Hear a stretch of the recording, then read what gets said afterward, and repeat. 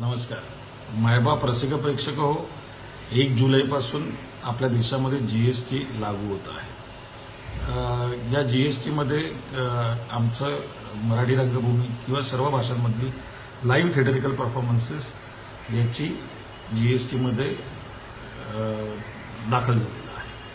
त्याच्यावरती 250 रुपयापर्यंत जर तिकीट असेल तर GST रजिस्ट्रेशन नंबर घेणं आम्हाला अनिवार्य नाही आहे.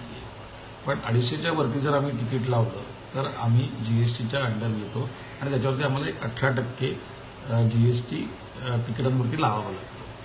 आज मराठी रंगभूमीवरती माझं नाटक गेला उडत याचं तिकीट आम्ही 300 रुपयाच्या दराने आम्ही आज जवळजवळ 160-170 प्रयोग केले.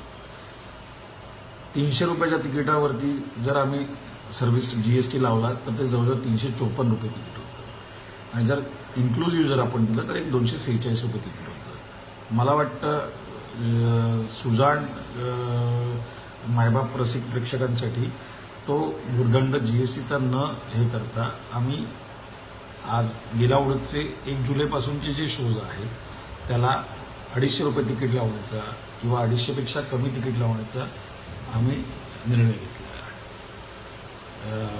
सगळ्यात महत्त्वाची गोष्ट ही आहे की गेला उडत टुवर्ड्स 200 या प्रयोगाकडे आज वाटचाल करत आहे.